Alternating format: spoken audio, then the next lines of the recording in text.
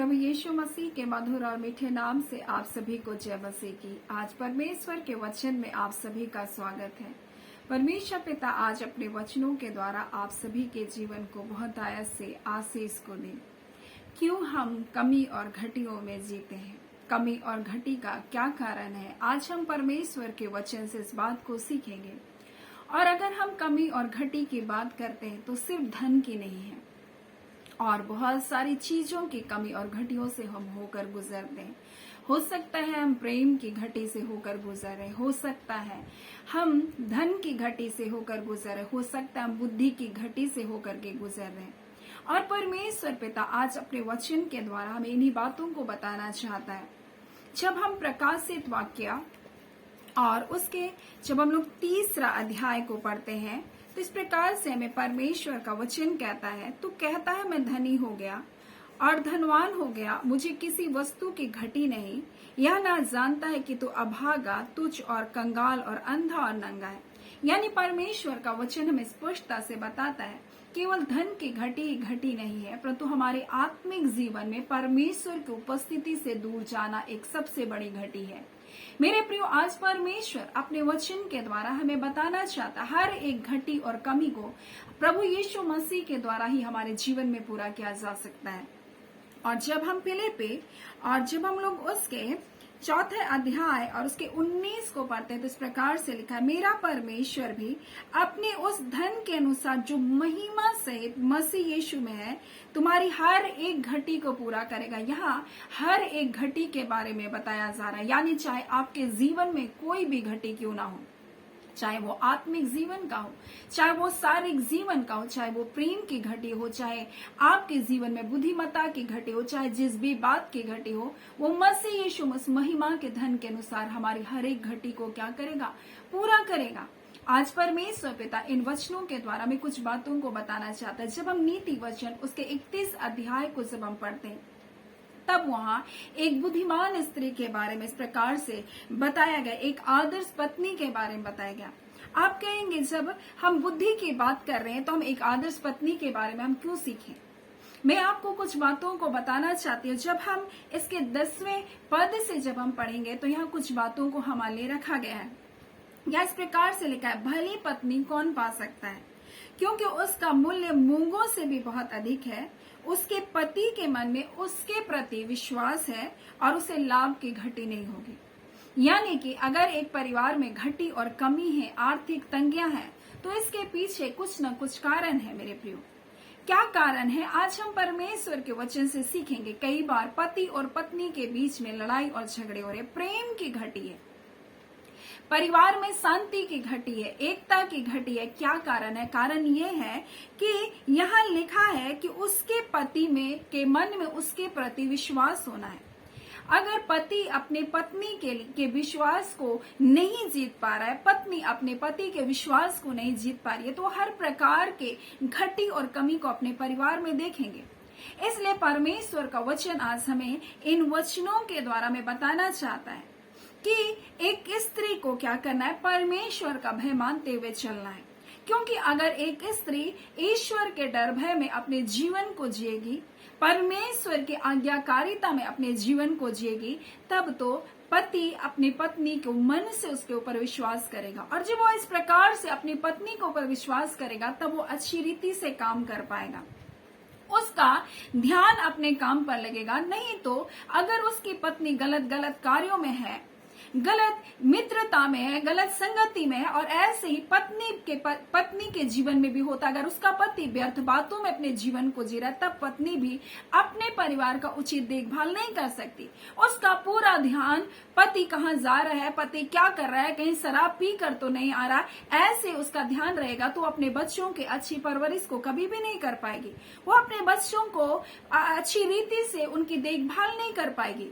और ऐसे पत्नी अगर गलत कार्य में है, गलत मित्रता में है, विवाह के बाद भी बहुत सारी संगति में अपने जीवन को जी रहे, तो पति भी अपने कार्य में ध्यान को नहीं लगा पाएगा और इस कारण तो परिवार में हर प्रकार की घटी आएगी। वो प्रेम की घटी हो सकती है, वो शांति की घटी हो सकती है, वो व्यर्थ बातें आपके परिवार में आएगी, लड़ाई झगड़ा आएगा, मनमुटाव आएगा, दूरियां आएगी, संदेह आएगा। लेकिन परमेश्वर का वचन यहाँ बताता है भली पत्नी कौन पा सकता है, क्योंकि उसका मूल्य मूंगों से भी बहुत अधिक है। उसके पति के मन में उसके प्रति क्या है? विश्वास है। अगर पति अपनी पत्नी के लिए विश्वास को रखता है, तब तो उसके घर में किसी भी लाभ की घटी नहीं होगी, किसी भी अच्छी वस्तु की घटी नहीं होगी। और यही बात परमेश्वर अपने वचन के द्वारा में बताना चाहता है। आज हम बहुत सारे परिवारों में बहुत सारी घटी और कमी को देख रहे हैं। परिवार टूट रहे हैं, लोग एक दूसरे से लड़ाई और झगड़े के जीवन को जी रहे हैं, तलाक जैसी स्थितियों में आ रहे हैं। कारण क्या है? वो एक दूसरे के प्रति विश्वास को नहीं उत्पन्न कर पाए। एक विश्वास योग्यता का जीवन परिवार में परमेश्वर देखना चाहता है। दूसरी बात जो हम परमेश्वर के वचन से हम लोग सीखेंगे, वो अपने जीवन के सारे दिनों में उससे बुरा व्यवहार नहीं करती है, परंतु भला व्यवहार करती है और ऊन और सन ढूंढ कर अपने हाथों से प्रसन्नता के साथ कार्य को करती है। वो प्रसन्नता के साथ, खुशी के साथ हर कार्य को करती है। और जब ऐसा करती है, यहाँ परमेश्वर का वचन बताता है, वह व्यापार के जहाजों के समान अपनी भोजन वस्तु दूर से मंगवाती है और रात को उठ करके बैठती है और अपने घराने को भोजन खिलाती है। ये क्या बात को बता रहा है? वो एक परिश्रमी स्त्री है। लिखा है वो अपने परिश्रम के फल से दाग की बारी लगाती, यानी परिश्रम। और परमेश्वर का वचन हमें नीति वचन 24 उसका हम लोग देखेंगे 34 को जब पढ़ते हैं तो इस प्रकार से लिखा है, आलस्य के कारण हमारे जीवन में घटी और कमी आती है। अगर एक स्त्री आलसी है, एक पुरुष आलसी है, तब तो उसके परिवार में क्या होगा? घटी और कमी होगा। लेकिन परिश्रमी को कभी घटी नहीं होगी। परमेश्वर का वचन कहता है जो परिश्रमी है उसको किसी भी बात की घटी और कमी नहीं हो सकती है। लेकिन आलस्य के कारण क्या होता है? बोलते कि घटी और कमी हथियार बंद के समान हमारे जीवन में आ जाता है। और यही बात आज परमेश्वर अपने वचन के द्वारा में बताना चाहता है। जहां आलस्य है, जहां काम में ढिलाई है, जहां काम के प्रति कोई गंभीरता नहीं है, तब तो उस परिवार में क्या होगा? घटी और कमी होगा। पत्नी का अगर घर के कार्य को नहीं करेगी, अगर पति बाहर के कार्य को नहीं कर पाएगा, दोनों अगर अपनी अपनी जिम्मेदारी को नहीं निभा पाएंगे, तो कैसे परिवार चलेगा? तब तो घटी और कमी परिवार में होता है। मेरे प्रियो, आज परमेश्वर अपने वचन के द्वारा हमें यही बात को बताना चाहता है। घटी और कमी का कारण आज हमारे परिवार में यही है। बहुत तरह की घटी और कमियों से लोग आज होकर गुजर रहे हैं। अगर एक परिवार है तो परिवार में एकता होना जरूरी है, पति पत्नी का एक मन का होना जरूरी है, और तब तो परिवार में आशीष आएंगे। परमेश्वर का वचन कहता है जब पति पत्नी एक मन के होते हैं और वो जो प्रार्थना करते हैं वो स्वर्ग में सुना जाता है मेरे प्रियो। और कोई भी बातें, कोई भी आपके परिवार में शैतान कार्य नहीं कर सकता। आपको परमेश्वर ने एक अधिकार के तहत में परिवार का निर्माण किया। पति पत्नी को परमेश्वर ने अपनी मर्जी से जोड़ा करके बनाया है। परमेश्वर ने कहा मनुष्य का, आदम का अकेला रहना अच्छा नहीं करके उसके लिए एक सहायक बनाएगा। और वो एक दूसरे की सहायता ना करे तो परिवार में तो कई समस्या आएंगी, कई घटी और कमी आएगी। लेकिन जब दोनों एक मन के होंगे तो परिवार में आशीषें आएंगी। और आगे परमेश्वर का वचन इस प्रकार से हमें बताता है, वो किसी भी खेत के विषय में सोच विचार करके उसको क्या करती है? मोल लेती है। यानी कि वो विचार करती है कि क्या ये खेत मुझको मोल लेना है कि नहीं। वो बड़ा सोच विचार करके दूर जगह से अपने व्यापार को चलाती है, यानी कि वो उतावली नहीं करती है। और परमेश्वर का वचन हमें इस प्रकार से कहता है, नीति वचन 28 उसका 22 में, लोभी जन धन प्राप्त करने के लिए उतावली करता है और उसको घटी होती है। यानी उतावली के कारण, बिना सोच विचार करके परिवार में कार्य करने के कारण घटी और कमी आती है। कई बार पति और पत्नी कभी भी एक साथ बातचीत नहीं करते, और पति अपनी मर्जी से काम करता है, पत्नी अपनी मर्जी से काम करते हैं और सोचते हैं हम ऐसा काम करेंगे तो हम बहुत जल्दी धनी बन जाएंगे। लेकिन परमेश्वर का वचन क्या कहता है? लोभी जन धन प्राप्त करने के लिए उतावली करता है और वो घटी में पड़ता है। यानी कि कई बार हम धनी बनने के लिए बहुत ज्यादा हम उतावली करते हैं, हम बहुत ज्यादा प्रयास करते हैं, हम अपने हाथ पैर को बहुत मारते हैं और हम गलत गलत कार्य में करने लग जाते हैं, लेकिन इसके कारण हमको सिर्फ घटी होती है। लेकिन यहाँ लिखा है वो किसी खेत के विषय में सोच विचार करती है और उसे मोल लेती है। यानी एक भली पत्नी, एक आदर्श पत्नी, एक पति और पत्नी दोनों के बारे में परमेश्वर का वचन बताता है। हमें उतावला ही नहीं करना है, हमें सोच विचार करके अपने परिवार के लिए क्या करना है, निर्णय को लेना है। कुछ भी चीज ऐसे ही हमको निर्णय को नहीं लेना। फिर परमेश्वर का वचन हमें कहता है जो उतावली करता है उसको घटी ही होती है। हमें उतावली नहीं करना, नहीं तो हमारे परिवार में घटी और कमियां आएंगी। उसके बाद परमेश्वर का वचन इस प्रकार से कहता है कि वो दीनों के लिए अपनी मुट्ठी को खोलती और दरिद्र को संभालने के लिए अपना हाथ को बढ़ाती है। मेरे प्रियो, परमेश्वर का वचन हमें क्या कहता है, जो निर्धन की सुधि लेता है, जो गरीब दुखियों की सुधि लेता है, जो कंगालों की सुधि लेता है, बोलता है तो परमेश्वर का वचन कहता है उसको किसी भी वस्तु की घटी नहीं होगी। यानी कि कई बार हम देने के लिए, दूसरों की मदद करने के लिए हम क्या करते हैं, बहुत सोचते हैं, हम किसी की सहायता नहीं करते, लेकिन परमेश्वर का वचन कहता है जो निर्धनों की सुधि रखता उससे किसी भी बात की घटी नहीं होती, परंतु जो उससे उन निर्धनों की दुहाई की ओर से अपने कान को फेरता है, जब वो भी पुकारेंगे तो परमेश्वर कहता है मैं उसकी नहीं सुनूंगा। और इस प्रकार से जो निर्धनों की ओर से अपनी दृष्टि को फेर लेता है तो उस पर साफ ही साफ पड़ता है। परमेश्वर का वचन कहता है वो घटी और कमियों से होकर गुजरते हैं। आज परमेश्वर अपने वचन के द्वारा में बताना चाहता है, जब हम परमेश्वर के संतान हैं तो मसीह यीशु में उस महिमा के धन के अनुसार हमारी वो हर एक घटी और कमी को पूरा करता है। परमेश्वर का वचन कहता है उसके डरवैयों को किसी भली वस्तु की घटी नहीं होगी। परमेश्वर का वचन कहता है जवान से तो भूखे रह जाएंगे परंतु उसके डरवैयों को किसी भी बात की घटी नहीं होगी। यानी कि जब हम परमेश्वर के डर और भय में अपने परिवार को चलाएंगे, जब स्त्रियां परमेश्वर के भय में चलेगी, जब पुरुष परमेश्वर के भय में चलेगा, तब तो उसके परिवार में किसी भी बात की घटी और कमी नहीं होगी। तब तो शैतान का कोई दांव उसके परिवार पर नहीं चलेगा। तब तो जो कुछ वो प्रार्थना में मांगेंगे सब कुछ उनके लिए पूरा होगा, जब वो एक मन के होंगे। आज बहुत सारे परिवार में ये घटी और कमी है और इस कारण तो वो उनको प्रेम की घटी। और परमेश्वर का वचन क्या कहता है, यहोवा का भय मानना बुद्धि का आरंभ है। मेरे प्रियो, ये भय, परमेश्वर के भय में जब हम रहते हैं हमें बुद्धि की घटी नहीं होगी। परमेश्वर अपनी बुद्धिमत्ता से, अपने ज्ञान से हमको भरेगा, हमको बताएगा हमको क्या करना और क्या नहीं करना है। मेरे प्रियो, परमेश्वर का वचन हमारा मार्गदर्शन करेगा और इसलिए तो परमेश्वर का वचन इस आदर्श पत्नी नीति वचन 31 के द्वारा हमें बताना चाहता है जब पति और पत्नी एक दूसरे के हृदय में विश्वास को जीते हैं तब तो किसी भली वस्तु की घटी नहीं होगी, उससे लाभ की घटी नहीं होगी। परमेश्वर का वचन कहता है जब वो सोच विचार करके कार्य को करेंगे, उतावली नहीं करेंगे तो किसी भी बात की घटी नहीं होगी। परमेश्वर का वचन कहता है जब वो कंगालों की सुधि लेंगे तो परमेश्वर का वचन कहते हैं दीन और दरिद्रों की जब सुधि लेंगे तो परमेश्वर उनकी सुधि लेगा।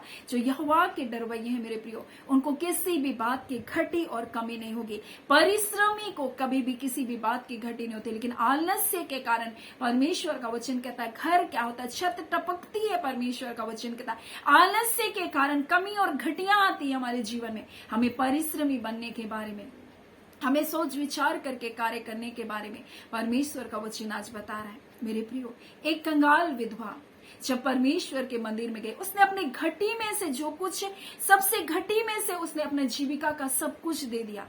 यीशु मसीह ने कहा इसने अपनी जीविका में से सबसे बढ़ करके दिया, सबसे, जितने दान देने वाले सबसे बढ़कर इसने दिया, अपनी सारी जीविका उसने डाल दी। मेरे प्रियो, आज परमेश्वर क्या बताता है, जब हम यहोवा के डर भय में होकर के हर एक कार्य को करते हैं, हमें किसी बात की घटी नहीं होगी। यहोवा के डरवैयों को किसी भली वस्तु की घटी नहीं होगी। जवान सिंह भी एक बार के लिए भूखा हो जाएगा, लेकिन उसके डरवैयों को किसी भी भली वस्तु की घटी नहीं होगी। और परमेश्वर पिता अपने पुत्र यीशु मसीह को उस महिमा के धन के अनुसार हमारे हर एक घटी और कमी को पूरा करने वाला परमेश्वर है। आपके जीवन में हर एक बातों को वो बहुत आयत से देने वाला परमेश्वर है। परमेश्वर इतना देने वाला परमेश्वर कि आपके पास देने के लिए भी लोगों के पास बहुत कुछ होगा। सो परमेश्वर आज आपके जीवन की तमाम कमी और घटी को दूर करे, चाहे वो प्रेम की घटी हो, चाहे वो आपके जीवन में वो अनाज्ञाकारिता की घटी हो, चाहे आपके जीवन में वो किसी भी प्रकार की धन की घटी हो। सारी घटी को परमेश्वर पिता अपने पुत्र यीशु मसीह के द्वारा उस महिमा के धन के अनुसार आपके हर एक घटी को आज के दिन पूरा करने जा रहा है। सो परमेश्वर पिता इन वचनों वचनों के द्वारा आप सबके जीवन को बहुत आयत से आशीष को दे। आमीन। आइए हम प्रार्थना करेंगे। धन्यवाद देते हैं जीवते सामर्थी मेरे अबा परमेश्वर, हम आपकी स्तुति बड़ाई और प्रशंसा करते हैं पिता, आपके नाम को महिमा को देते हैं। खुदावन परमेश्वर, आज का दिन जो आपने दिया, इस दिन के लिए पिता हम आपके शुक्रगुजार हैं पिता, आपकी महिमा करते हैं, आपकी स्तुति करते हैं। कई खतरों से, कई मुसीबत से, कई हानि से, कई जोखिम से प्रभु आप अपने बच्चों को बचाते हैं। आपके प्रिय लोगों को अपने बेटे यीशु मसीह के पवित्र लहू में सुरक्षित रखे पिता। आपके प्रिय लोगों के जीवन में परमेश्वर दुष्टों की किसी भी युक्ति को आप सफल होने नहीं देते। आप पिता परमेश्वर, आपके बेटे यीशु मसीह के उस महिमा के धन के अनुसार प्रभु जी आप हर एक घटी और कमी को अपने लोगों के जीवन से दूर करने जा रहे पिता। हम आपका धन्यवाद देते हैं क्योंकि वो हमारे लिए कंगाल बना कि हम उसके कंगाल होने से हम धनवान किए जाएं। चाहे वो कंगाली, चाहे वो घटी, वो कमी किसी भी बात की क्यों ना हो प्रभु जी, आज यीशु के नाम से प्रभु जी हाँ पिता इनके जीवन के हर एक कमी घटियों को इनके जीवन से निकलने का महादेश कर तेरी बांदा खाला पिता परमेश्वर के कार्य पर आपकी आशीष, आपकी बरकत हो। जितने धन को ये कमाते उसके द्वारा परमेश्वर पिता हाँ पिता परमेश्वर प्रभु जी आपकी आशीष हो प्रभु तक उन धनों के द्वारा प्रभु जी आपके नाम की महिमा हो। हाँ पिता इनके धनों को शत्रु चुराने ना पाए पिता।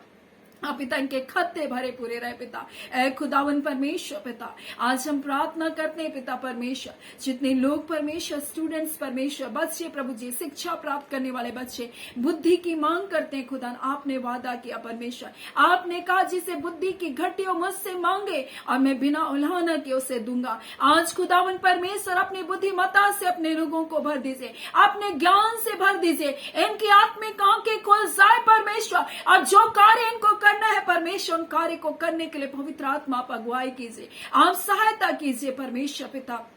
आपके सामर्थ्य हाथों में आपके प्रिय लोगों को सौंपते पिता, जो बीमार है यीशु के नाम से चंगे किया जाए। हाँ पिता, जो दुर्बलताओं में यीशु के नाम से वो दुर्बलताओं से छूट जाए इसी घड़ी यीशु के नाम से। हर एक दुर्बलताएं, हर एक कमजोरी परमेश्वर पिता, हर एक चक्कर परमेश्वर पिता, हर एक सर दर्द परमेश्वर पिता हाँ यीशु के नाम से इनके जीवनों को छोड़कर इसी घड़ी जाए। अपने बल को, अपनी ताकत को अपने लोगों को दीजिए पिता। आप अपने लोगों के बल और शक्ति और सामर्थ है पिता, आप अपने लोगों को उठाकर खड़ा कीजिए। हर एक दुर्बलताओं से यीशु के नाम से ये छूट रहे पवित्र आत्मा पिता। आपका धन्यवाद पवित्र आत्मा पिता। आज हर एक दुर्बल शरीरों में परमेश्वर अपनी सामर्थ को आप दे रहे पिता, आपका धन्यवाद देते हैं खुदावन परमेश्वर। जो प्रतिदिन इन सेवकाई में जुड़ते हैं पिता, हम एक एक को ब्लेस करते प्रभु पिता। जिनका विवाह के लिए प्रार्थना करते प्रभु, उनके विवाह यीशु के नाम से होने पाए। ऐ खुदान परमेश्वर, वो योग्य जीवन साथी